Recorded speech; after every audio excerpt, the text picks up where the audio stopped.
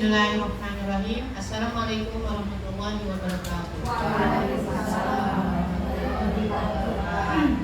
Bismillahirrahmanirrahim. Alhamdulillahirabbil alamin wa bihi nasta'inu ala umuri dunya waddin wassalatu wassalamu ala asrofil anbiya'i wal mursalin wa ala alihi washabihi ajmain.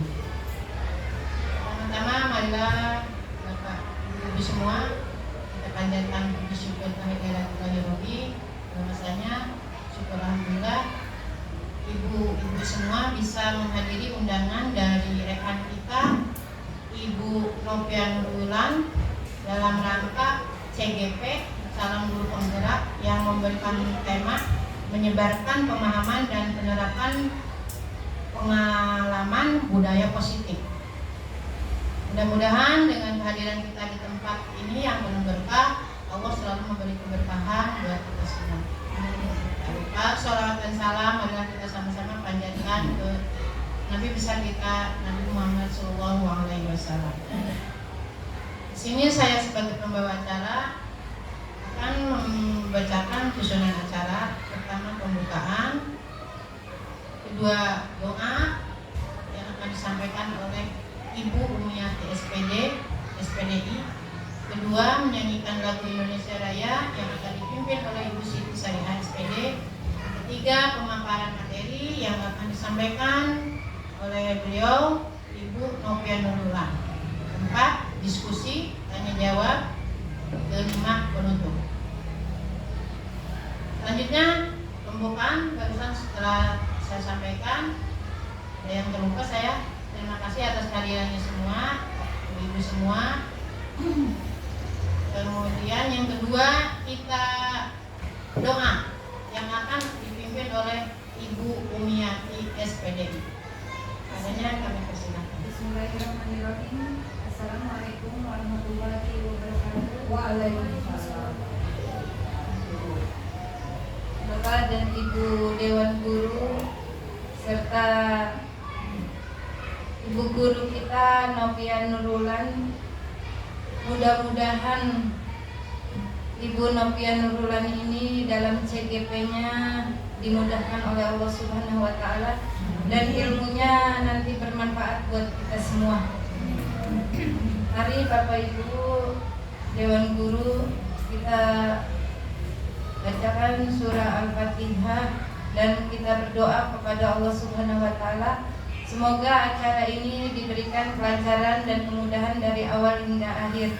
Al-Hadiniyah Al-Fatihah. A'udzubillahi minasyaitonirrajim. Bismillahirrahmanirrahim. Alhamdulillahirabbil alamin. Arrahmanirrahim. Maliki yaumiddin. Iyyaka na'budu wa iyyaka nasta'in. Ihdinas siratal mustaqim. Siratal ladzina an'amta 'alaihim ghairil maghdubi 'alaihim waladdallin. Amin. Bismillahirrahmanirrahim. Allahumma inna nas'aluka salamatan fiddin wa afiyatan fil jasad wa ziyadatan fil ilmi wa barakatan fil rizqi wa taubatan qoblal maut wa rahmatan indal maut wa maghfiratan ba'dal maut. Allahumma hawin alaina fi sakaratil maut wan najata minan nari wal aqwa indal hisab. Rabbana atina fid dunya hasanah wa fil akhirati hasanah wa qina azabannar.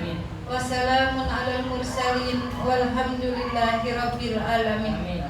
Wassalamualaikum warahmatullahi wabarakatuh.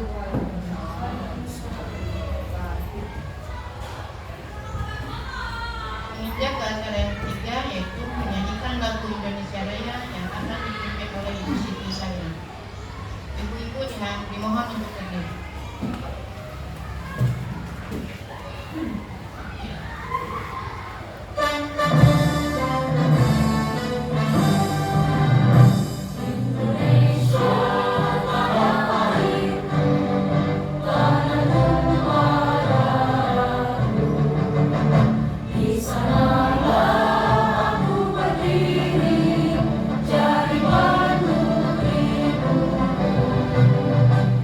Indonesia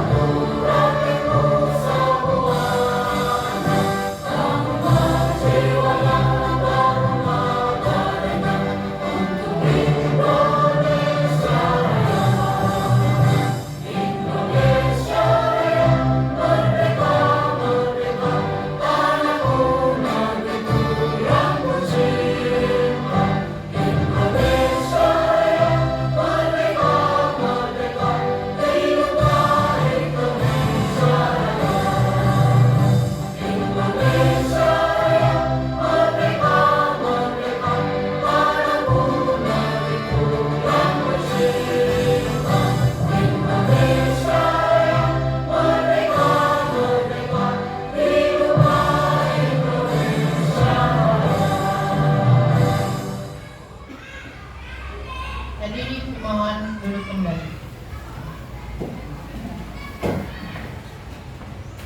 Itulah acara selanjutnya yang penting, yaitu pemaparan materi yang akan disampaikan Ibu Novia Nurullah sebagai CGP yang akan memberikan tema judul menyebarkan pemahaman dan penerapan pengalaman budaya positif. Padanya kami persilakan. Terima kasih Bu. Terima kasih buat MC kita Ibu Tita. Terima kasih kepada Bapak Ibu guru. Tapi di sini kayaknya Ibu guru semua yang sudah meluangkan waktu untuk kegiatan diseminasi atau menyebarkan pemahaman tentang budaya positif yang sudah saya pelajari dalam kegiatan calon guru penggerak.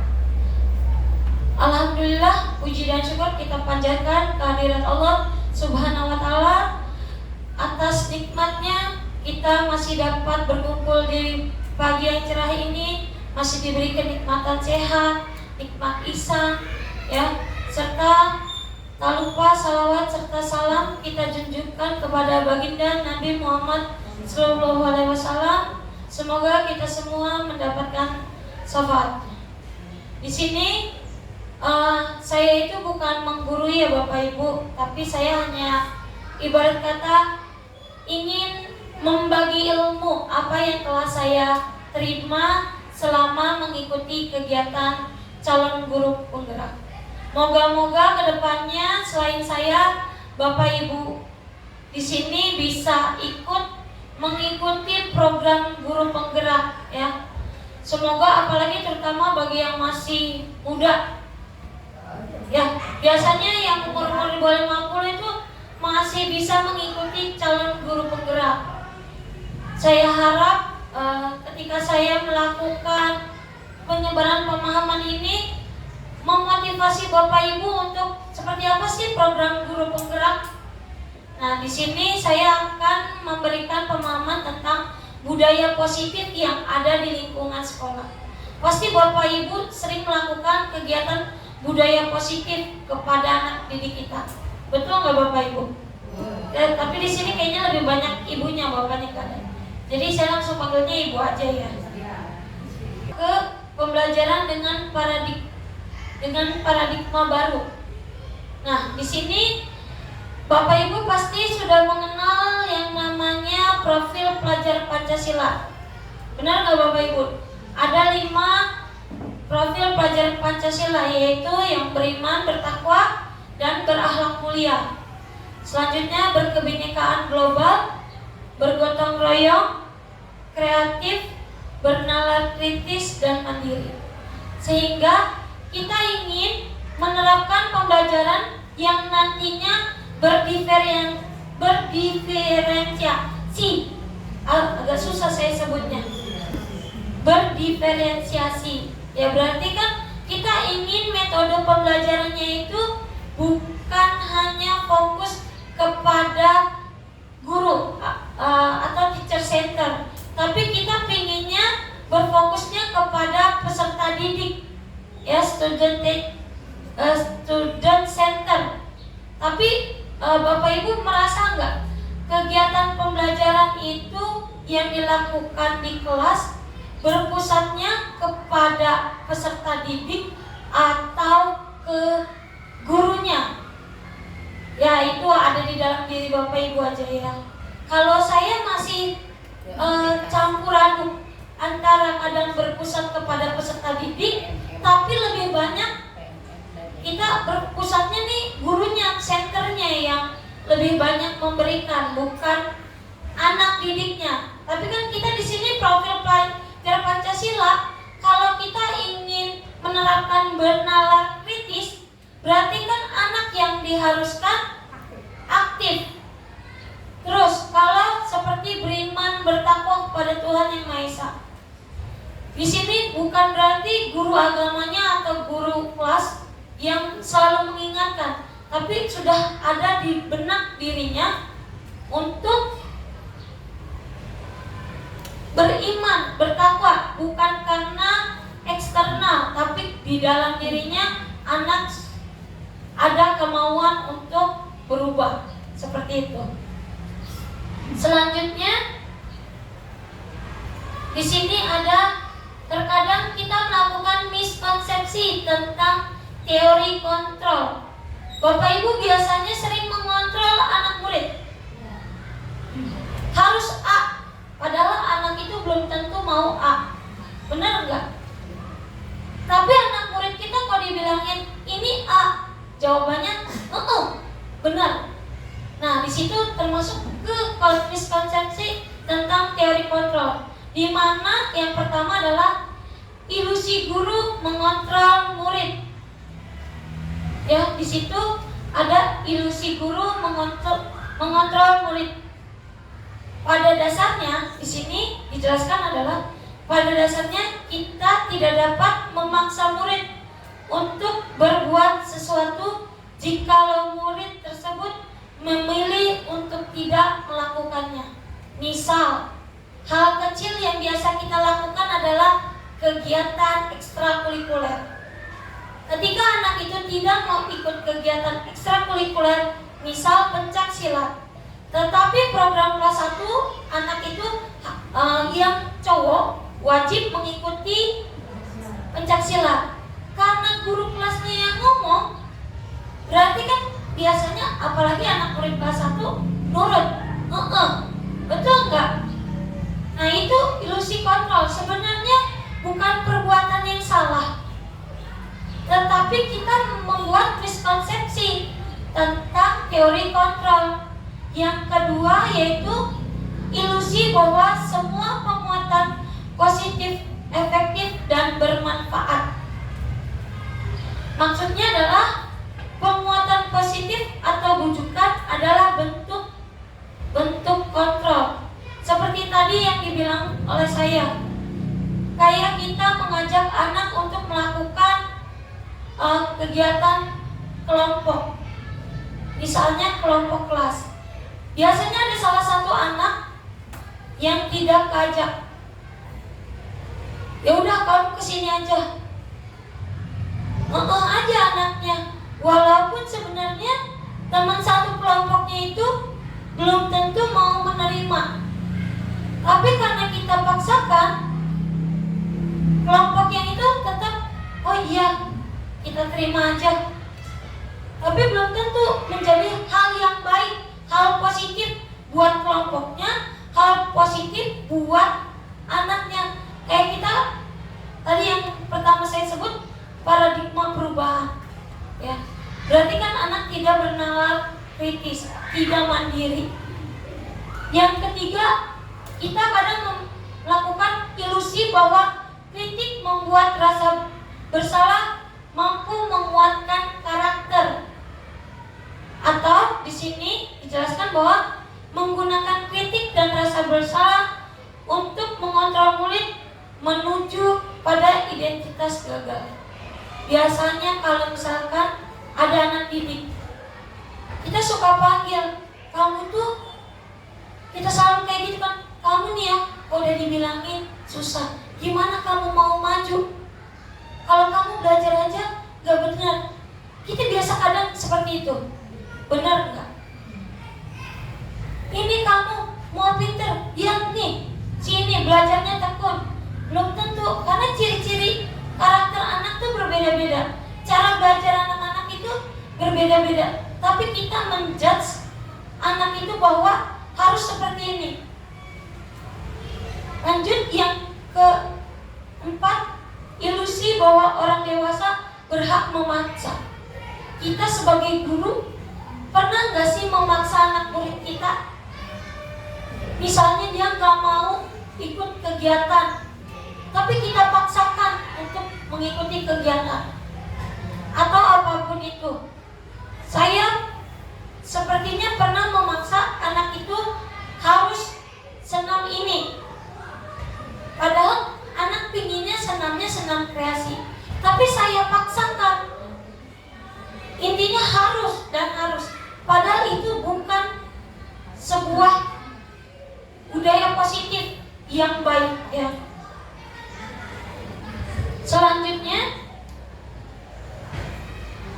sebelum kita lanjut ke mengubah paradigma stimulus teori kontrol? Adakah Bapak Ibu yang mau tanya? Enggak ya? Kita lanjut aja mungkin ya. Kalau misalkan ada kecepatan atau apapun, boleh instruksi.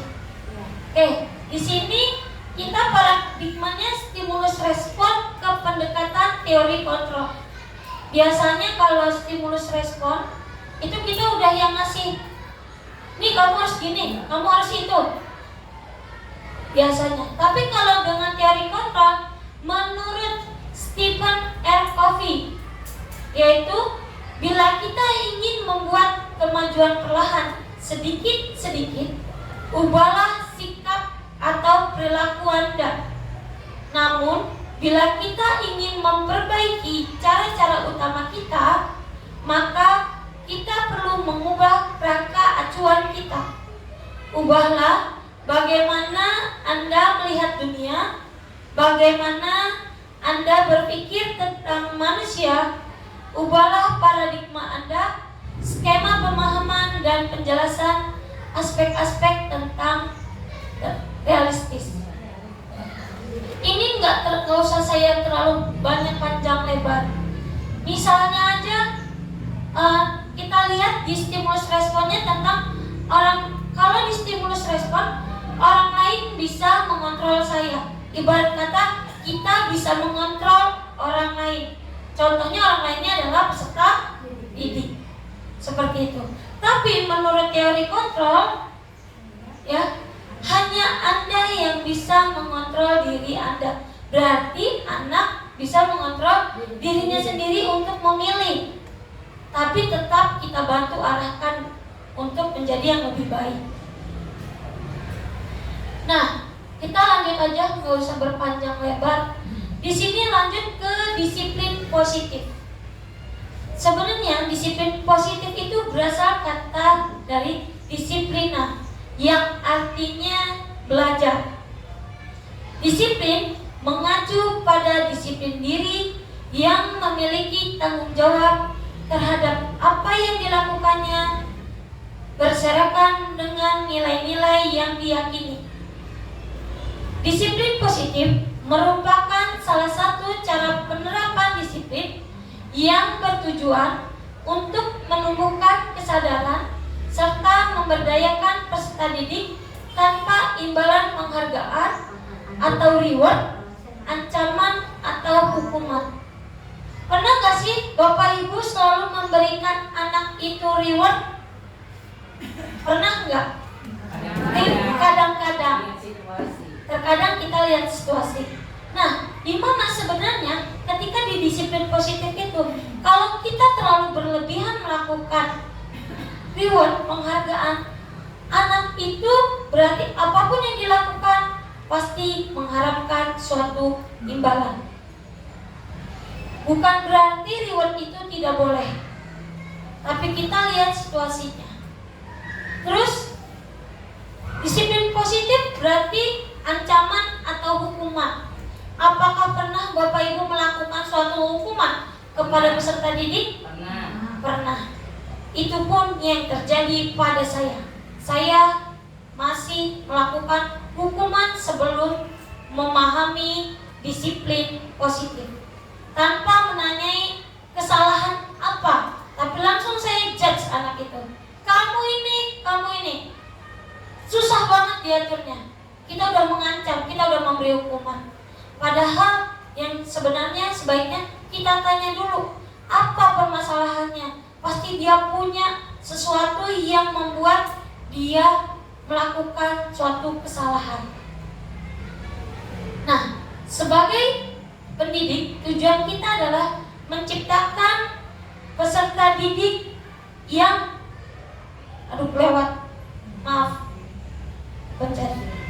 menciptakan peserta didik yang memiliki disiplin diri, sehingga mereka berperilaku mengacu kepada nilai-nilai kebijakan universal dan memiliki motivasi intrinsik dalam perubahan perilaku ke arah yang lebih baik.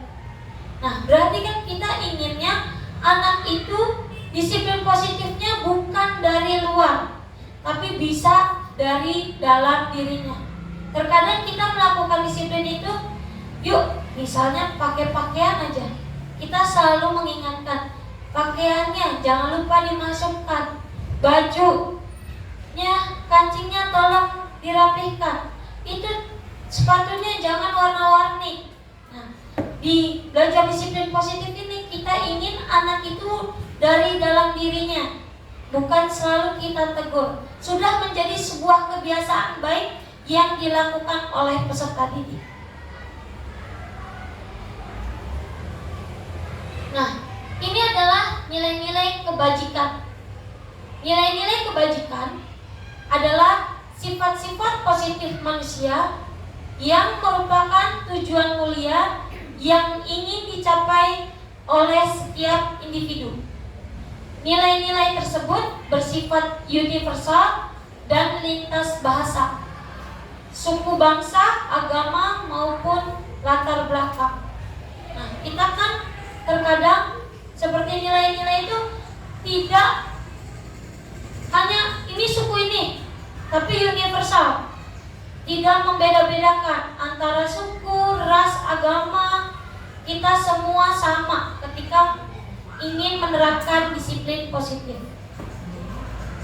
Selanjutnya, dengan mengaitkan nilai-nilai kebajikan yang diyakini seseorang, maka motivasi intrinsik akan terbangun, sehingga motivasi dalam diri anak itu terbangun bukan karena yang selalu diingatkan oleh Bapak Ibu. Selanjutnya, nilai-nilai kebajikan yang ingin dicapai oleh setiap anak Indonesia kita kenal dengan profil pelajar Pancasila. Pasti Bapak Ibu sudah ingat profil pelajar Pancasila. Ada yang nggak hafal profil pelajar Pancasila?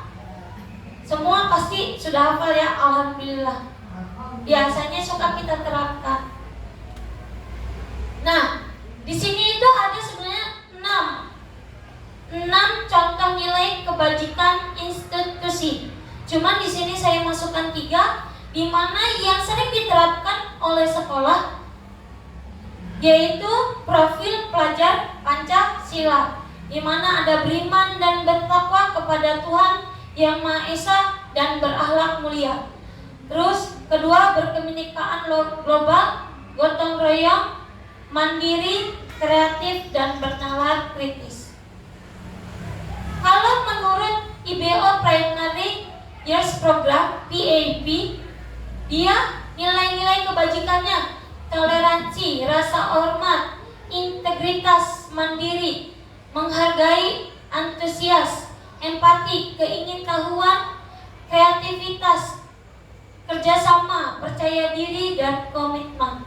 Kalau menurut keterampilan hidup atau life skill, dapat dipercaya, lurus hati, pendengar yang aktif, tidak merendahkan orang lain, dan memberikan yang terbaik dari diri. Kalau di sekolah kita terapkan dengan profil pelajar Pancasila, sudah termasuk ini semua. Ada dari integritas, mandiri, jujur, percaya, terus anak, apalagi berkebinekaan global kan berarti tidak membedakan suku, wawasannya luas, segala macam ya Bapak Ibu. Oke, selanjutnya, nah, manusia itu pasti punya yang namanya kebutuhan dasar manusia. Gak mungkin manusia itu tidak memiliki kebutuhan. Ibarat kata kayak primer, sekunder, tersier. Nah, di sini kebutuhan dasar manusia adalah sesuatu yang kita lakukan untuk mendapatkan apa yang kita inginkan. Seluruh tindakan yang kita lakukan memiliki tujuan tertentu, dan semua usaha terbaik yang kita lakukan adalah dalam rangka agar kebutuhan dasar kita terpenuhi dengan baik. Nah, kebutuhan dasar itu terdiri dari 5 kebutuhan dasar manusia. Biasanya peserta didik itu ingin bertahan hidup. Misal makan, pakaian, tempat tinggal, keamanan, dan kesehatan. Yang kedua, kasih sayang dan rasa diterima. Rasa diterima, dipedulikan, berbagi, kerjasama, menjadi bagian kelompok. Yang ketiga yaitu penguasaan, harga diri, keinginan untuk dianggap memimpin, berprestasi, diakui, didengar. Yang keempat, kebebasan, yaitu mandiri, memiliki pilihan mencoba hal baru, mampu mengendalikan arah dirinya. Dan yang terakhir, kesenangan, bermain, humor, antusiasme, sama tertawa. Nah, biasanya kebutuhan dasar manusia ini kalau peserta didik biasa dilakukan di kelas. Misalnya contoh, ketika ada anak jam istirahat, lagi makan punya temannya diambil.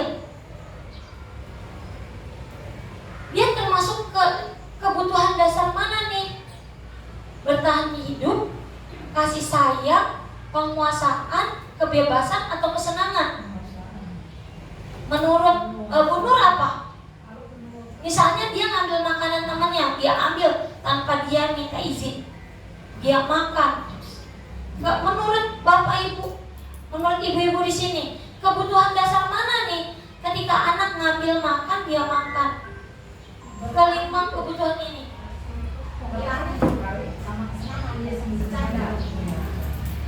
Misalnya, kalau kita ambil di bertahan hidup, apakah dia sudah makan di rumah? Belum tentu. Dia ngambil makanan temannya karena kebutuhan hidup dia yang dia lakukan. Perut saya harus kenyang, berarti dia minta. Atau di penguasaan, nih loh saya, maupun dikasih nggak dikasih, saya harus minta. Banyak kan anak yang lagi istirahat, minta dong mic-nya. Dia ingin dianggap, ya kan? Atau misalkan kasih sayang, itu bisa. Dia pengen diterima sama teman-temannya. Bisa jadi di rumahnya dicuekin, biar dia dianggap oleh teman-temannya, biar dia dianggap oleh bapak ibu guru. Benar nggak? Makanya setiap kebutuhan dasar manusia anak itu kita harus pahami. Kalau anak minta makan bukan berarti kebutuhannya untuk makan. Bisa jadi dia hanya kesenangan, jahilin temannya. Atau dia pinginnya, ada pasti salah satu anak ini sebagai penguasa. Misalnya pinjam pulpen aja, ambil. Kan berarti kebutuhan bertahan hidupnya dia belum tentu punya. Atau dia karena berkuasa, siapapun yang ini harus tunduk sama saya, harus ngasih sama saya. Biasanya seperti itu. Kalau anak yang diam, oke diam, kasih aja. Karena ada anak-anak yang pasti di kelasnya itu bermacam-macam karakternya. Ada yang iseng, berarti pengen rasa diterima karena senang. Lanjut, pasti bapak ibu lagi mikir nih di kelas, siapa nih ya yang kayak gini nih? Adakah tim penguasa? Adakah tim yang pingin cari-cari perhatian bapak ibunya? Atau adakah yang ingin cuman seneng-seneng aja, cuman jahilin teman kok, bercanda aja? Ya, pasti lagi, ini kayaknya si B deh, ini kayaknya ini dia ini, gitu kan? Nah, sekarang kita ke motivasi perilaku manusia. Atau motivasi merupakan dorongan yang dimiliki seseorang individu yang dapat merangsang untuk dapat melakukan tindakan-tindakan ataupun sesuatu yang menjadi dasar atau alasan seseorang untuk berperilaku atau mencapai tujuan tertentu. Biasanya kita kan selalu ngasih motivasi ke peserta didik. Nah, motivasi itu terdapat dari ekstrinsik dan motivasi intrinsik. Kalau motivasi ekstrinsik untuk menghindari ketidaknyamanan, terus untuk mendapatkan imbalan penghargaan dari orang lain. Kalau motivasi intrinsik, untuk menjadi orang yang mereka inginkan dan menghargai diri sendiri dengan nilai-nilai yang mereka percaya. Selanjutnya,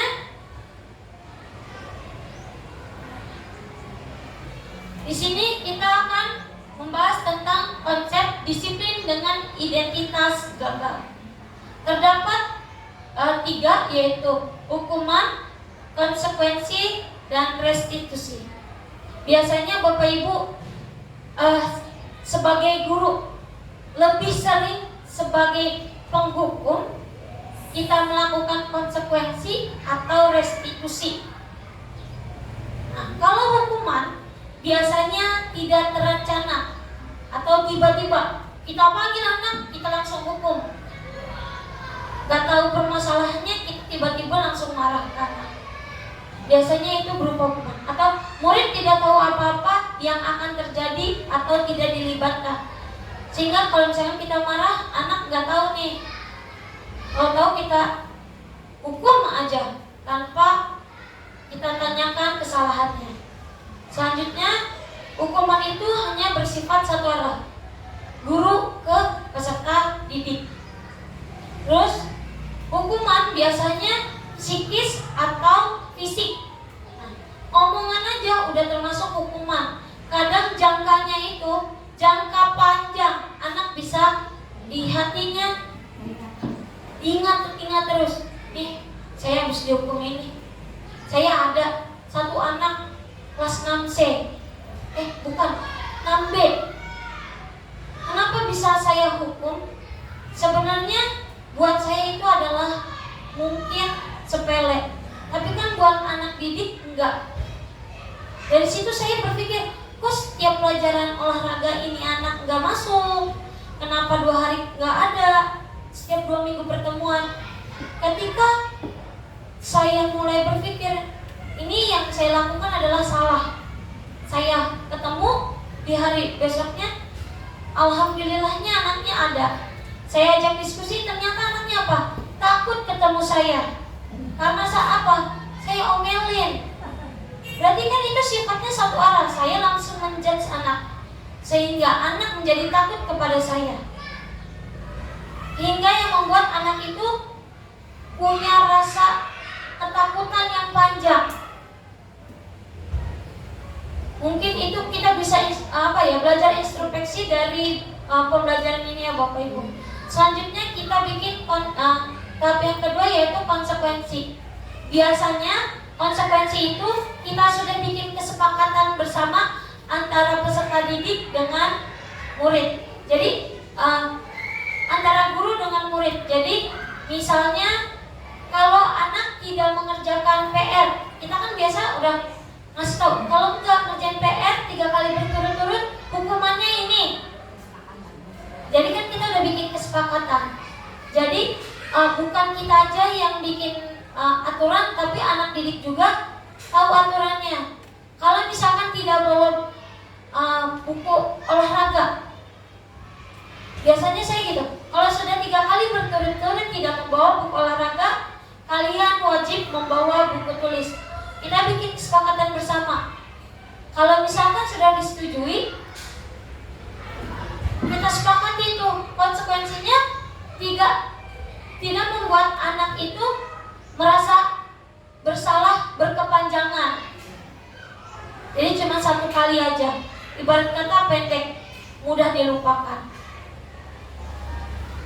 Selanjutnya restitusi. Nah, di sini kita harap kalau misalnya kita ingin membangun disiplin, kita harus dengan restitusi. Murid bertanggung jawab atas perilakunya. Tapi sudah kita kasih tahu, kita tanya, kita bimbing. Fokus, jadi anak itu fokus pada pemecahan masalahnya jangka panjang. Dia bisa memecahkan masalah walaupun itu memerlukan waktu yang cukup lama. Tapi kan kadang kita gurunya, udah kamu gini aja, nggak mau kamu diambil, udah kamu gini. Tapi kita harapkan anak itu bisa memiliki kontrolnya sendiri, bisa memperbaiki kesalahan sendiri. Diharapkan seperti itu ya Bapak Ibu. Lanjut ke konsep disiplin dengan penerapan restitusi. Ciri-cirinya bukan untuk menebus kesalahan, namun untuk belajar dari kesalahan. Biasanya kalau kita anak itu kamu salah. Pinginnya kita ke depan adalah anak itu bukan kembali lagi mengulang-ulang, tapi jadi dengan kesalahan yang pernah dia buat, dia tidak akan melakukannya lagi. Selanjutnya, dapat memperbaiki hubungan. Kita melakukan tawaran, bukan paksaan ke peserta didik. Di awal itu bukan kita saling memaksa, tapi kita melakukan gimana nih caranya mencari solusi. Jadi kita saling diskusi sama peserta didik. Selanjutnya, perbedaan. Ini terdapat kasus siswa sering tidak mengerjakan PR. Pasti banyak Bapak Ibu anaknya yang jarang ngerjain PR. Karena di jam olahraga banyak juga siswa-siswi yang tidak mengerjakan PR. Biasanya kalau kita memberikan hukuman, contoh, kita akan langsung hukum murid, kamu keluar, berdiri 10 menit, kamu hormat karena gak ngerjain PR, hormat ke tiang bendera. Itu sebuah hukuman. Adakah yang pernah seperti itu? Ada tapi bukannya PR. Ada tapi bukannya PR. Contoh misalkan hukuman seperti apa yang pernah Ibu lakukan ke peserta didik? Kalau PR, saya suruh keluar. Kalau PR suruh keluar, suruh jangan keluar. Kalau PR suruh kerjakan, suruh keluar. Apakah Ibu melakukan kesepakatan bersama di awal? Ya, berarti kita melakukannya di konsekuensi. Benar nggak? Kalau misalkan anak nggak ngerjain PR, berarti konsekuensinya adalah anak di luar tapi tetap mengerjakan PR. Ya, berarti yang Ibu lakukan sudah ke konsekuensi. Bukan berarti kita menghukum. Kayaknya alhamdulillah guru-guru yang sekarang ini nggak ada yang menggunakan sistem hukuman. Pasti kita selalu mengadakan diskusi. Kenapa kamu nggak ngerjain PR? Apa penyebabnya kamu tidak mengerjakan? Apa kamu ada masalah dengan ini? Sampai kamu misalnya kamu nggak punya buku kah? Pasti kan ada suatu penyebab.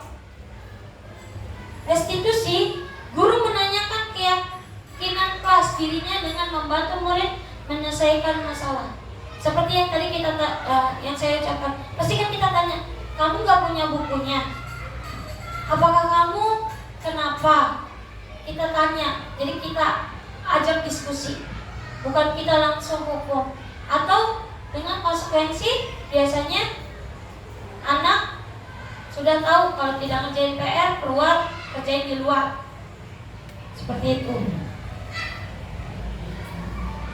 Nah, Bapak Ibu kan pasti pernah berada di 5 posisi kontrol ini. Di mana posisi kontrol yang pertama adalah hukum, yang kedua membuat merasa bersalah, ketiga teman, keempat pemantau, kelima manajer.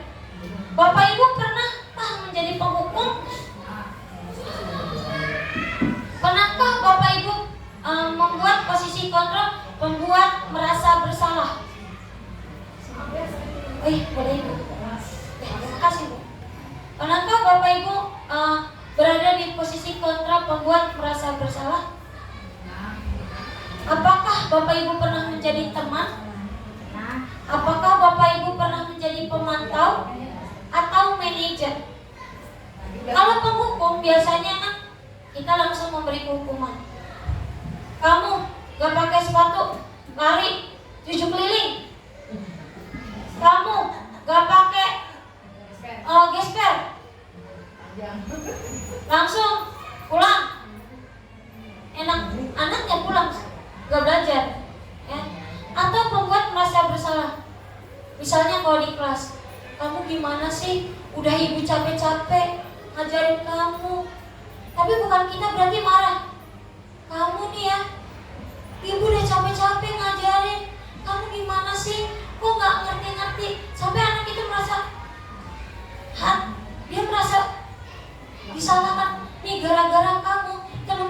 bisa kelompok kamu gak akan maju, gak akan dapat nilai. Ya, dia jadi merasa bersalah apa yang kita ucapkan. Terus kita sebagai teman, di mana posisi kita kadang kayak gini, ayo dong kamu kerjain, jangan sampai tugas yang tadi udah diberikan ibu guru A, kamu gak kerjain. Kadang kita suka bilang kayak gitu, ayo dong kerjain tugas ibu, masa ibu udah ini kamu gak ngerjain, ibu udah bikin menarik mungkin loh supaya kamu itu mau belajarnya nggak gini-gini aja. Ibu udah pakai aplikasi Quizizz nih, masa kamu masih nggak mau ngerjain? Kadang kan kita kondisi dimana kita kadang jadi teman sama anak. Terus posisi dimana kita sebagai pemantau, ya. Kadang kalau misalkan anak nggak pakai pakaian seperti tadi, saya nggak pakai pakaian, kita pantau, terus kita tanyakan kenapa permasalahannya dia nggak pakai gesper, atau misalkan dia nggak ngerjain PR, atau dia malas belajar, kita sebagai pemantau. Nah, sebenarnya yang diharapkan adalah sebenarnya kita itu posisinya sebagai manajer, bukan sebagai penghukum, bukan sebagai pembuat merasa bersalah, tapi posisinya adalah sebagai manajer. Tapi banyak di sini kalau saya lebih banyak sebagai pemantau. Ya, kalau manajer itu kan kita melakukan misalnya anak itu sudah mandiri, kreatif, kita tinggal membantunya aja. Selanjutnya, nih, ada studi kasus di mana siswa yang tidak memakai atribut lengkap saat upacara. Kalau penghukum, dia berdiri di depan barisan. Atau biasa kita kalau upacara, anak yang nggak pakai suruh baris di samping, ya kan? Berarti kita sebagai penghukum. Kadang kalau di senam, yang nggak mau senam, saya udah nunjuk-nunjuk aja dari depan, maju, udah disuruh maju aja. Saya panggil teriak namanya, maju ke depan. Udah saya berarti posisinya ternyata saya penghukum. Selanjutnya, membuat rasa bersalah. Seperti misalnya berapa kali ibu harus memberitahu kamu, bu guru kecewa sama kamu. Kamu itu udah diingetin berkali-kali suruh pakai gesper. Berapa kali ibu suruh kamu pakai dasi, masih aja kamu nggak mau pakai. Apa susahnya sih pakai? Kan kita suka bilang gitu, bener nggak? Ini topinya kemana? Masa upacara tiap hari nggak pakai topi? Selanjutnya, posisi kita sebagai teman. Karena kita, ayolah buat bu guru bangga kamu. Jangan sampai ini. Pakai dong dasinya biar ganteng. Pakai dong topinya biar cantik. Pakai pakaiannya yang rapi, kan biar gantengnya kelihatan. Biasanya itu posisi kita sebagai teman. Dan posisi pemantau yaitu kamu tahu kan kamu udah melanggar peraturan. Konsekuensinya apa kalau kamu nggak pakai topi? Kamu tahu konsekuensinya? Anak sudah bisa memecahkan masalahnya. Dia tahu akan kesalahan yang dia lakukan. Kalau kita sebagai pemantau. Selanjutnya, nah, kalau posisi kontrol guru sebagai manajer, kita pasti akan menanyakan, apa kesalahanmu? Kira-kira apa yang akan kamu lakukan sehingga anak itu mencari solusinya sendiri, tidak melakukan perbuatan berulang. Semoga ibu guru di sini, bapak ibu guru di SDN Jati Mekar 3 itu sebagai posisi kontrol manager. Selanjutnya, di sini ada pertanyaan pemantik. Saya berharap bapak ibu bisa jawab. Posisi kontrol apakah aku? Mungkin ada yang mau coba jawab, ya ibu. Umi mungkin nomor 1. Saya kecewa sekali dengan kamu. Kenapa kamu mengulanginya kembali? Nah, berarti kita posisi kontrolnya sebagai apa nih? Guru kah? Pengikut? Teman? Pembuat merasa bersalah? Boleh? Menurut Umi sebagai apa? Saya kecewa sekali dengan kamu. Bisa kita membuat merasa bersalah. Jadi seolah-olah anak didik itu langsung, ya kan? Selanjutnya,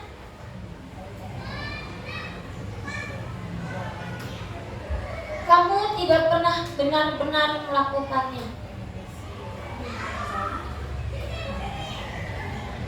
Kamu tidak pernah benar-benar melakukannya. Menurut Bapak Ibu, posisi kontrol apakah aku? Kamu tidak pernah benar-benar melakukan. Bisa ya? Nah, kalau ini, apa rencanamu untuk menyelesaikan masalah manajer? Nah, saya harap, bukan saya harap, kita semua berharap di mana guru itu posisinya sebagai manajer. Jikalau saya pun ada kesalahan, tolong bantu diingatkan. Nah, kita lanjut membuat keyakinan kelas. Mengapa keyakinan kelas dan mengapa bukan peraturan kelas? Adakah yang bisa mengartikan atau membedakan apa itu keyakinan kelas dan apa itu peraturan kelas? Mungkin Bu Parwati, yuk. Boleh, alhamdulillah. Kalau menurut saya keyakinan kelas itu mungkin membuat kita itu apa ya, semangat gitu, semangat belajar di kelas, semangat sekolah gitu. Tapi kalau peraturan mungkin buat kita jadi takut gitu, terikat gitu. Takut jadi anak-anak tuh besok peraturannya apa ya, besok begini, aduh saya takut salah gitu, misalnya begitu kalau menurut saya. Ya, terima kasih Bu. Mungkin Bu ada. Terima kasih. Secara garis besarnya juga sama ya. Kalau keyakinan tumbuh berdasarkan kesadaran sendiri, sehingga dia berusaha untuk menerapkan itu karena dari diri sendiri. Tuh. Jadi keyakinan didasar pada keyakinan antara guru dan siswa yang persepsinya disamakan. Ya. Kalau peraturan seolah-olah itu kan mengikat, membuat anak merasa, oh gua harus begini, kalau nggak begini nanti kena ini gitu. Jadi kayaknya ya kalau saya perhatikan lebih keyakinan, jadi bisa lebih dipahami anak-anak. Ya, enjoy. Iya, terima kasih buat Bu Parwati, Bu Sadah. Betul ya. Kalau misalkan kita keyakinan itu kita bikin bangun dengan peserta didik, kita ada dua arah. Tapi kalau peraturan sudah kita buat, sehingga membuat anak itu, aduh, kalau nggak pakai ini kayaknya gini deh. Jadi buat anak ada beban, ya kan? Tapi kalau udah kita bikin keyakinan, jadi anak sama-sama ada kita bekerja sama dengan peserta didik. Nah, ini adalah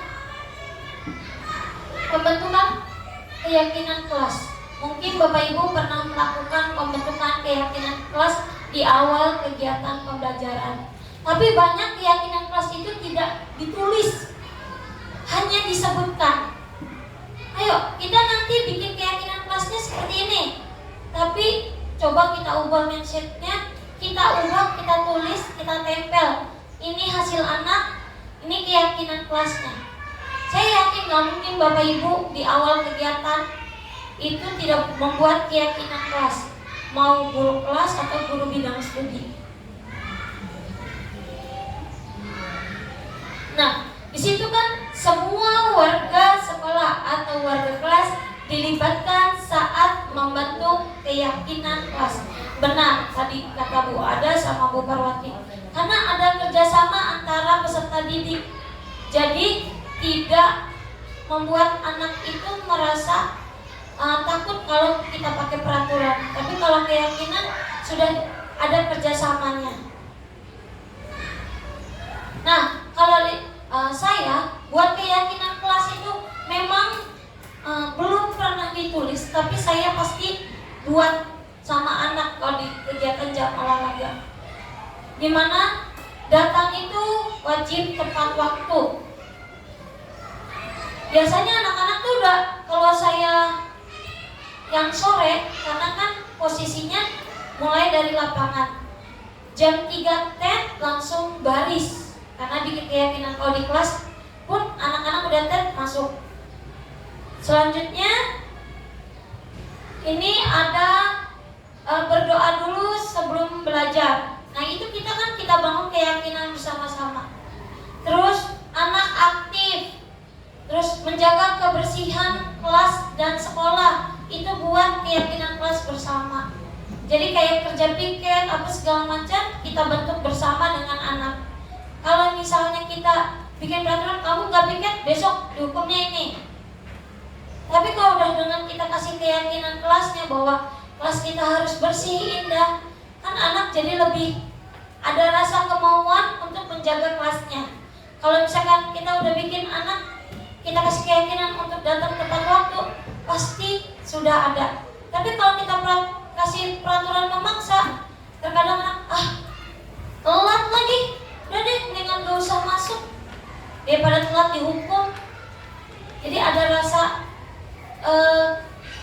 keterpaksaan seperti itu. Selanjutnya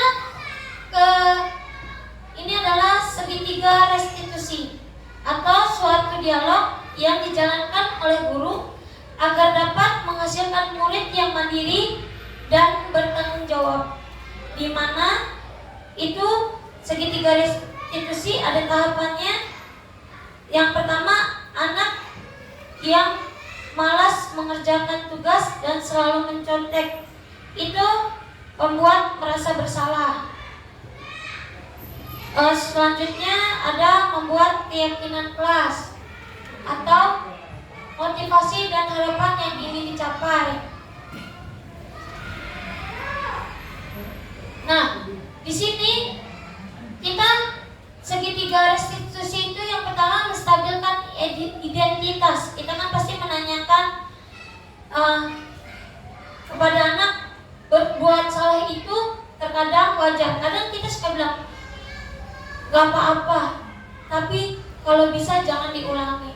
Karena kan kita kalau misalkan anak salah suka kita panggil.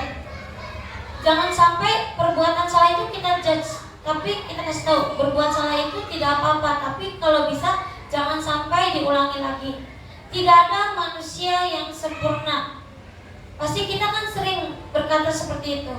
Atau pasti pernah ada yang bilang, ibu juga pernah melakukan kesalahan seperti ini. Saya pernah bercerita seperti itu. Waktu itu di tahun lalu, karena ada anak yang merasa disakiti atau karena tidak diajak berteman.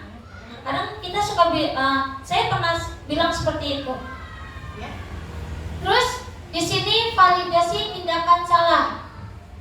Nah, kalau validasi tindakan salah, kita akan bertanya kepada peserta didik itu, kamu pasti punya alasan kenapa kamu melakukan itu. Misalnya anak pasti mukul, dia pasti punya alasan kenapa anak mukul. Gak mungkin tiba-tiba dia dipukul. Terus kamu melakukan karena mempertahankan yang penting bagimu. Misalnya kalau kita ada anak itu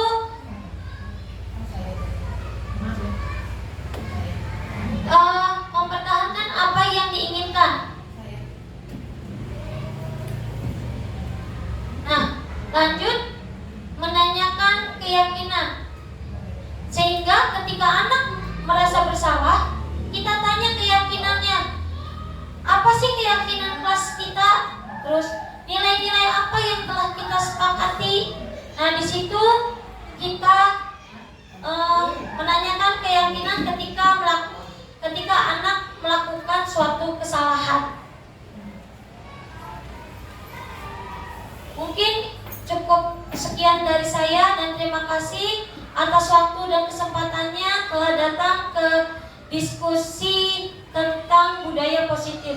Mohon maaf apabila ada kesalahan, kurang lebihnya saya ucapkan terima kasih atas waktu yang telah diberikan oleh ibu-ibu sekalian, karena mungkin bapak ibu ini ada tugas ya, tapi sudah datang meluangkan waktunya di kegiatan diskusi ini.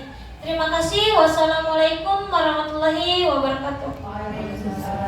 Saya kembalikan ke MC. Boleh aplaus buat rekan kita Bu Novian Nurullah. Begitu banyak materi yang telah dipaparkan. Semoga ini menambah wawasan bagi kita semua untuk ke arah yang lebih baik, untuk mencetak anak-anak bangsa yang lebih baik lagi. Sudah banyak nih yang saya catat, apa aja tentang pendisiplinan, kesepakatan kelas, terus yang diharapkan di sini saya. 5 posisi kontrol guru kita harus sebagai manajer, ya, yang sampai penghukum, membuat masalah, jadi diharapkan sebagai manajer. Seperti apa yang menjadi itu? Mungkin itu sebagian yang saya simak dari pemaparan Bu Dede ya, tentang konsep disiplin juga. Kita harus lebih fokus kepada tentang restitusi ya, yang bertanggung jawab, fokus pada pemecahan masalah. Nah ini semua emang dunia kita semua ibu ya, menghadapi anak-anak itu berbagai macam. Kadang-kadang kita juga cara menghadapi anak itu berbeda-beda ya, gimana cara menghadapi, tapi tujuannya semua itu untuk ke arah yang lebih baik. Menjadi di sini diharapkan menjadi apa, anak-anak yang di profil pelajar Pancasila itu bertanggung jawab, berakhlak mulia. Tujuannya ke sana ya Bu semua. Mungkin itu sedikit yang saya simak. Selanjutnya mungkin ada pertanyaan yang akan disampaikan kepada narasumber kita. Silakan. Assalamualaikum warahmatullahi wabarakatuh. Terima kasih. Cuma kita sharing aja ya, apa ini sekedar pendapat saya. Kalau menurut saya tadi 5 posisi kontrol, menurut saya ya ini sih mungkin salah atau sebetulnya 5 posisi ini bisa kita terapkan sesuai dengan kondisi. Kalau menurut saya, kadang kita bisa menjadi penghukum, dia kan tergantung situasi. Kemudian kita juga bisa menjadi teman buat anak gitu loh. Artinya 5 posisi ini bisa kita, 5 kontrol ini bisa kita lakukan dalam menghadapi anak, disesuaikan dengan kondisinya gitu. Jadi kelima-limanya bisa kita terapkan. Itu kalau menurut saya. Kadang-kadang kita posisi kita sebagai manajerial nih, di posisi yang bagaimana gitu. Atau situasi gimana? Atau kita sebagai teman, misalnya supaya anak lebih dekat dengan kita, misalnya. Atau juga penghukum, kita harus kalau anak memang sudah berbuat kesalahan, tapi tentunya menghukumnya dengan yang mendidik gitu. Jadi kelima posisi ini bisa kita terapkan di kelas dalam menghadapi anak. Tentu tujuannya bukan menyakiti, tapi mengarahkan dia menjadi lebih bertanggung jawab. Gitu kalau menurut saya. Buat Ibu saya terima kasih. Mungkin itu masukan lagi buat saya, tambahan lagi ilmu baru buat saya. Terima kasih Bu Ada. Ada selanjutnya silakan, ada yang mau bertanya lagi? Sudah.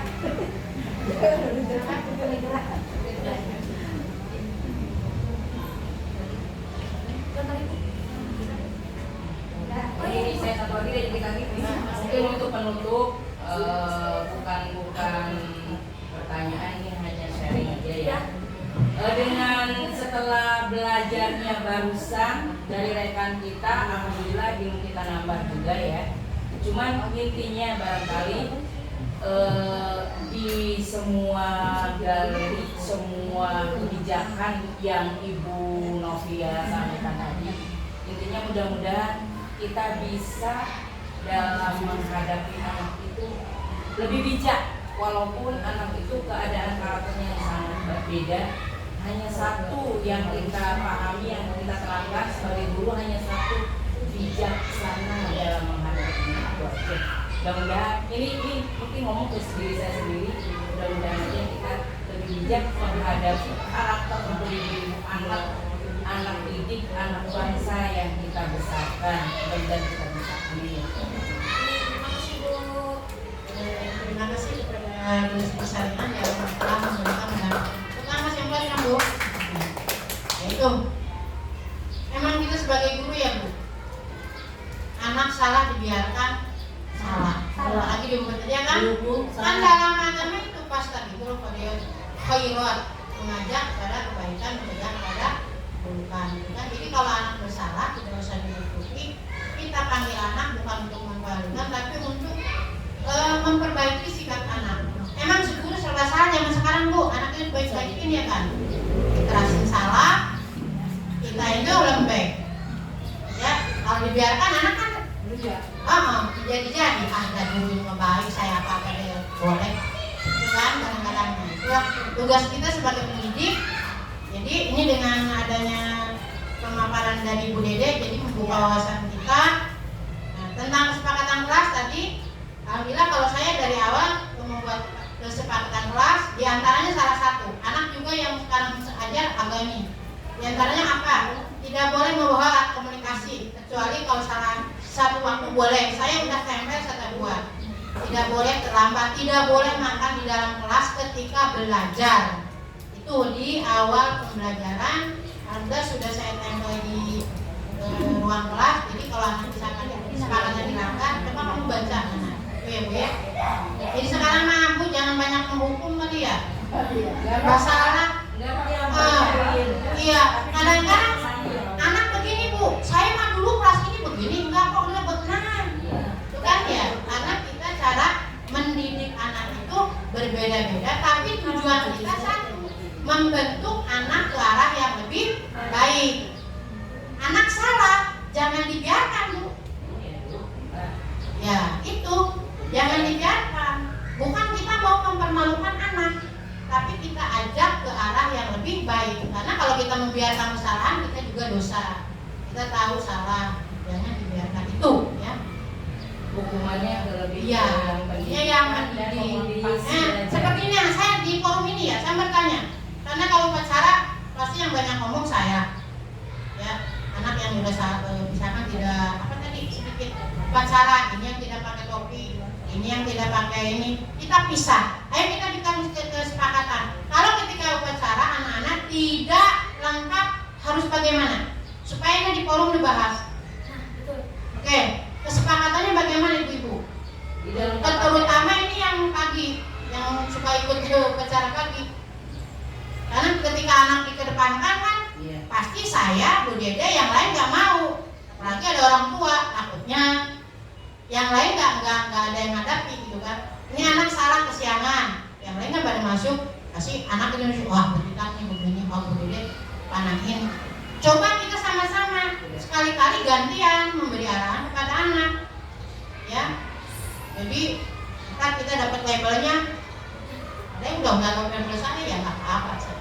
Boleh nggak saya? Oke, silakan. Ini gimana yang upacara nih? Oke, kita bahas di sini. Ya. Yang tidak lengkap, silakan. Yang upacara yang tidak lengkap menurut Bu Tita, kemarin sudah ada hukuman Ya, yang dipisah. Itu juga udah solusi yang terbaik. Kalau misalnya ada tambahan, misalnya, jadi kita bergerak semua ya, jangan kata Bu Tita kan, oh saya doang nggak ngomong gitu kan. Iya. Jadi ada solusi kalau benar dilaksanakan, kalau enggak ya jangan. Kita kan sekelas itu ada grup kelas. Nah, misalnya ada anak kita yang dihukum itu yang tidak memakai topi itu. Nah, di-share ke grup kelas kita, anak yang tidak disiplin karena tidak memakai topi atau tidak memakai gesper, sebutin anaknya di grup. Jadi ketahuan sama orang tua dan ketahuan sama segrupnya. Jadi kan dia nggak malu tapi memotivasi bahwa oh ya besok berarti emaknya juga merhatiin, oh iya ya besok kita harus di topi, besok harus didasi gitu. Dan orang tua pun perhatian, oh ternyata di sekolah sini tuh disiplin sebegitunya, walaupun cuma topi atau gesper diperhatikan. Begitu kali kalau ada masukan, kalau baik ya silakan kerjakan, kalau enggak ya. Ini untuk di lapangannya ketika kita upacara. Kalau di lapangannya Kan tadi di apa? Di 5 posisi kontrol kita tidak boleh penghukuman, membuat merasa bersalah kemana? Ini bagaimana nanti posisinya? Ayo Boleh kita- saya ada tambahan? Ya, Boleh. buat kesepakatan. Terus yang misalkan ini, Iya. kalau Jumat ada anak yang ngomong pada sholat duha, pada ngumpet di kelas. Nah, itu bagaimana Dari solusinya? pemaparan Bu Dede tadi, Kita bahas kalian ya. kita banyak ya mengambil kesimpulan berbagai teman cara mengatasinya ya, saling sharing. Benar tadi yang Bu Rita bilang di hari Senin kita anak kita pisahkan barisannya. Itu kenapa? Supaya kita mendisiplinkan anak, supaya anak jerak gitu. Tapi kalau anak yang ketika kita panggil ke depan kan ada 2 kemungkinan, satu anak bisa down ya kan. Terus seperti Bu Siti tadi, mohon maaf ya Bu Siti, misalnya ada anak di-share di grup gitu. Di grup kelas di grup masing-masing. kelas gitu kan. Ada 2 kemungkinan, satu menjaga privasi, bisa kita japri saja orang tuanya ya, atau kalau misalnya di grup kan biasanya anak malu, tahu semua orang tua ya Allah anak saya ngulangin lagi, malu gitu kan. Kalau bisa pertama kita japri dulu aja privasinya gitu ya Bu Siti ya. Kan ini cuma masih Iya, ya, nggak masalah. Yang pertama kita sharing-sharing ya Bu Siti ya. Punten. Iya, Gitu. kan ini juga di grup juga kan ada min plusnya ya. Iya, Minnya mungkin ya bisa Iya. mau anak. Plusnya siapa tahu orang tuanya pun disiplin memperhatikan, dan karena malu siapa tahu besok nggak melakukannya lagi gitu kan. Min plusnya. Menurut saya udah Tapi bagus. kalau misalnya memang nggak ngedol dan segala macam, ya monggo bagaimana caranya. Saya nanya. Bagus masukan di kita, Bu Siti juga hari Senin itu sudah bagus menurut saya ikut. Jadi tetap anak yang istilahnya lah kurang disiplin tetap dipisah. Bagaimana Bu Is? Luis Ketika upacara ini, Iya, mendingan seperti yang sudah ada, Bu, supaya dia tuh jelas. ya, kan tujuannya. Kita malu kan di sini dipisahin gitu, dan dijadikan satu sama yang lain. Jadi diberikan perhatian gitu. Jadi saya juga minta bantuannya tiap guru kelas itu kegiatan kita yang di lapangan ini, guru kelasnya mengabaikan, jadi sama-sama diingatkan anak. Ya. Tambahan kali ya Bu, misalkan kayak tadi kan contoh misalnya kita beri hukuman itu bukan berarti kita menghukum gitu kan. Misalnya anak tidak memakai topi atau apa, kan di situ ada kita bikin keyakinan bahwa anak itu kalau misalkan tidak memakai ini berarti akan siap, itu akan siap kena hukuman seperti ini. Berarti kan dia akan menerima konsekuensi yang telah dilakukan atau perbuatan yang telah kesalahan yang dia berulang kali, sehingga kita ketika memberi hukuman itu bukan berarti kita tidak ngasih keyakinan dulu nih di awal kegiatan. Jadi kita udah mengingatkan anak, kalau teguran pertama kalau kamu nggak pakai topi dasi mungkin bisa dipisahkan dari teman barisannya. Kedua, ketiga, kalau sudah 3 kali berturut-turut berarti kan konsekuensinya yang dia terima kalau tidak memakai topi atau dasi bisa dikeluarkan barisannya. Mungkin kita bikin keyakinan saat kegiatan upacara. Jadi buat keyakinannya dulu, keyakinan sekolah bahwa kita bikin kesepakatan bersama, keyakinan itu bersama anak. Kalau upacara nggak pakai topi, nanti apa yang akan terjadi? Atau anak 3 kali berturut-turut, misalkan tidak melaksanakan sholat duha berjamaah, itu kita tegur 1, 2, 3. Baru kalau misalnya tidak lakukan lagi berulang, berarti kan dia akan tahu konsekuensinya, akan mendapat sebuah hukuman. Kalau misalkan seperti itu bagaimana Bapak Ibu? Jadi kita tegur dulu, teguran pertama, teguran kedua, tapi sudah buat keyakinan bersama akan perbuatan yang telah ia lakukan. Bukan berarti keyakinan itu cuma kita yang buat, tapi siswa nggak tahu. Iya. Tapi benar juga tadi Bu Dede yang masukan dari Bu Umi. Kalau saya di grup kan malu. Tapi kalau berbicara tentang malu, kan ini bukan malu, bicaranya untuk memotivasi agar anak itu ada jelanya. Kalau berdiri di sisi sini kan malah yang tahu seluruh kelas kan. Tapi kalau ditulis di grup mah hanya sekelas yang tahunya. Kalau berbicara malu, down. Tapi ini caranya untuk memotivasi. Bagaimana caranya biar enggak down. Tapi benar juga boleh japri dulu, monggo gitu kan. Tapi kalau berbicara malu, ya lebih malu ini dipilih karena semuanya ada. Kalau di grup hanya sekelas saja, barangkali begitu. Tapi ya lebih baik dijapri dulu. Boleh itu bagaimana kebijakan, balik lagi bijaksana kebijakan gurunya juga. Bagaimana caranya biar anak tersebut jerak tapi menjadi pelajaran. Terima kasih. Mungkin itu juga bisa kita bikin keyakinan, kita saling minta bantuan orang tua. Kalau yang tidak pakai topi kita kirim japri. Terus yang kedua nanti kirimnya lewat grup. Kirim ketiga lewat ini. Kalau udah berturut-turut berarti konsekuensinya akan mendapatkan hukumannya seperti ini. Insya Allah mungkin itu ya. Yang penyampaian secara bijaksana, insya Allah tidak akan terjadi hal-hal yang tidak diinginkan. Ya, ini juga mungkin tambahan dan masukan lagi buat saya, ilmu baru. Ternyata terjadi nyata di sekolah. Ya, apapun yang kita lakukan memang kehidupan sehari-hari. Ya mungkin itu aja ya Ibu. Terima kasih. Alhamdulillah kita sudah menambah wawasan kita tentang kita ya di dunia pendidikan ini. Bapak Ibu guru jangan lelah. Ayo kita sama-sama berjuang untuk anak-anak kita semua. Semoga kita semua selalu Allah senantiasa memberikan kesehatan, ketabahan, kesabaran menghadapi cobaan ini. Dan semoga anak-anak didik kita kelak Allah jadikan anak yang soleh dan soleha, anak-anak yang cerdas, anak yang mulia, kelak menjadi anak-anak yang sukses. Gurunya juga sama ya. Ya, gurunya juga sama, sukses dunia akhirat. Itu yang kita akhiri pertemuan kita dengan membacakan basmalah. Dengan membacakan surat Al-Fatihah.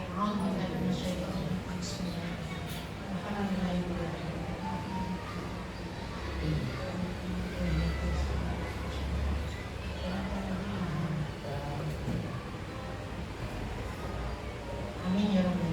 Akhirul kalam, saya sebagai pembawa acara mohon maaf apabila ada salah-salah kata. Itu Assalamualaikum warahmatullahi wabarakatuh. Waalaikumsalam.